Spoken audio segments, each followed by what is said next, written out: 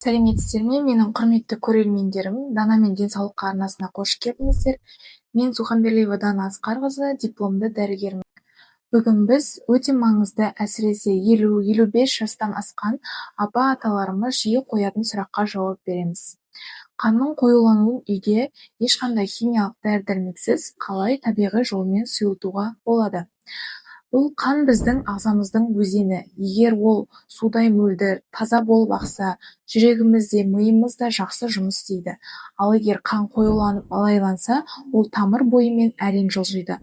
Ол қан қысымының көтерілуіне, бас ауруына, ұйқышылдыққа және ең қауіптісі тромбтың қан ұюының пайда болуына әкеп соғады.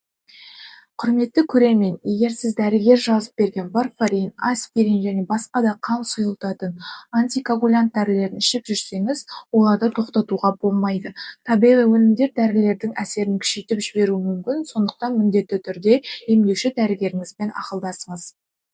Егер сіз осы арнаны бірінші рет көріп отырсаңыз, төмендегі жазылу батырмасын басып қойыңыз. Мен өз тәжірибемде дәлелденген ең пайдалы әрі қарапайым медициналық кеңестерімді айтатын боламын. Енді қан неліктен қоюланады, себептерін түсініп алайық. Еміне көшпес бұрын біз қанның неге қоюланады деген сұрағына жауап берейін. Бірінші кезекте суды аз ішу. Біздің қанның 90% судан тұрады. Жас ұлғайған сайын адамның шөлдеу сезімі төмендейді.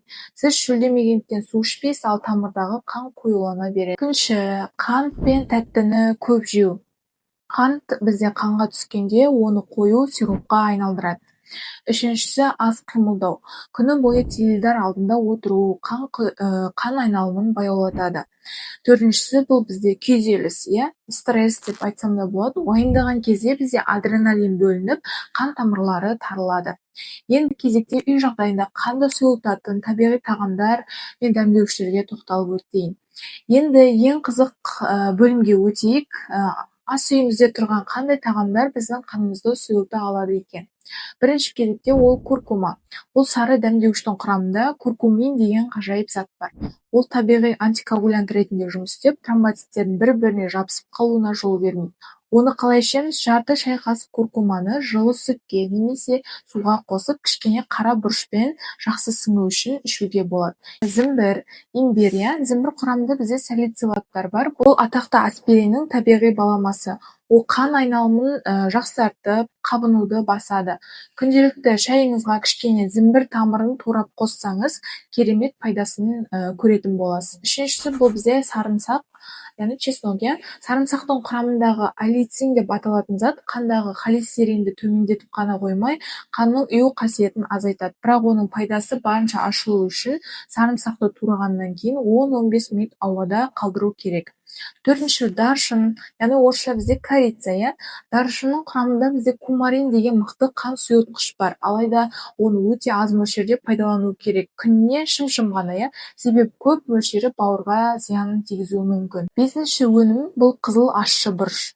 Каен бұрышы, яғни бұл бұрышты біз жеген кезде бірден терлеп, ол кезде қан айналымымыз қалай жылдамдағанын сезетін боласыз. Ол бізде қысымды реттеп, қанды сұйылтады, бірақ асқазан жарасы бар адамдарға абай болу керек. Сонымен қатар Е дәрумені өте маңызды. Ол қан тамырларының қабырғасын нығайтады. Оны біз қалай аламыз? Қандай өнімдерден аламыз? Мысалы, жаңғақтар, грек жаңғағы, миндаль құрамында, күнбағыс тұқымдар, яғни шімшікенің құрамында, зәйтүн майы және авокадо сияқты өнімдерден ала аламыз. Және ең бастысы су. Қанша жерден пайдалы шөптер, дәмдеуіштер ішсеңіз де, егер ағзада су жеткіліксіз болса, қан сұйылмайды. Мен сіздерге айтар басты дәрігерлік кеңесім, таңертең тұрғанда 1 стакан жылы су ішіңіздер. Бұл түні бойы қоюланған қанды таңертең бірден сұйылтып, миокард инфарктісінен сақтайды. Бойы аз-аздан ұрттап, су ішіп жүруді әдетке айналдырыңыз осы бастан. Әлемдік ғалымдар, соның ішінде Мейо клиникасының мамандары да ең бірінші кезекте осы су ішу мен қозғалыстың өте дұрыс екенін айтып жатады. Құрметтілерім, қанның толық құрауын болдырмау үшін бұлшықеттер бізде жұмыс істеу керек. Әсіресе балтыр бұлшықеттері. Бұл біздің екінші жүрегіміз. Күніне кем дегенде 30-40 минут таза ауада жаяу жүріңіз. Егер далаға шығуға мүмкіндік болмаса, үйде отырып аяғыңызды ұшынан өкшеге қарай қозғалтып жаттығу жасасаңыз болады. Енді бүгінгі бейнебаянымызды қорытындылай келе, бірінші кезекте күнделікті су ішуді ұмытпаймыз. Екінші, рационымызға сарымсақ, зәңгір, куркума қосамыз. Үшіншіден, көп қимылдаймыз және төртіншіден, егер дәрігер дәрі жазып берсе, оны өз бетімізше тоқтатпаймыз. Осы ережелерді сақтасаңыз, қаныңыз таза, денсаулығыңыз мықты болады. Бұл видео сізге пайдалы болды ма? Төменде пікір қалдырыңыз. Сіз қандай табиғи әдістерді қолданасыз? Оқып жауап беруге тырысамын. Сондай-ақ каналыма жазылуды ұмытпаңыздар. Алда әлі талай пайдалы тақырыптарды талқылаймыз. Сіздермен бірге болған мен дәрігер Дана Асқарқызы. Денсаулықта болайық.